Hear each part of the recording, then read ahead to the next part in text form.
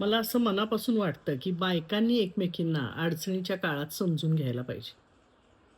कारण आपल्याला काय वाटतं, ॲक्चुअली आपल्या भावना काय आहेत, कुठल्याही गोष्टीला काय रिएक्शन आपण देऊ शकतो, हे बायकाच समजून घेऊ शकतात.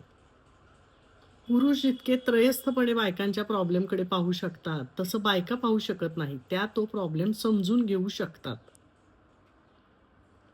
बाई बाईच्या पाठीशी उभी राहिली ना, तर खरंच कोणताही प्रॉब्लेम शिल्लकच राहणार नाही.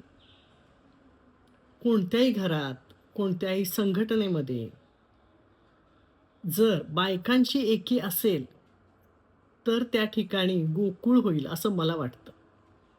पण बरेचदा होतं उलटंच.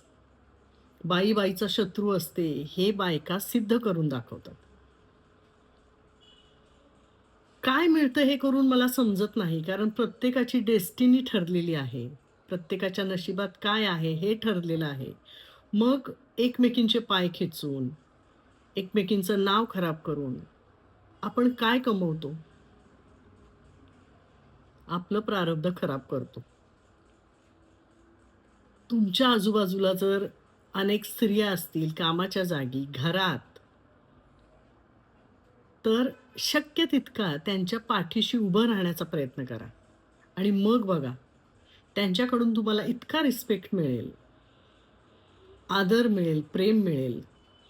कारण अशा पाठीशी उभ्या राहणाऱ्या, साथ देणाऱ्या बायका खूप कमी असतात. तुम्ही त्या कमी मधली बाई बनण्याचा प्रयत्न करा. इनफॅक्ट आपण सगळ्याच जणी करूया.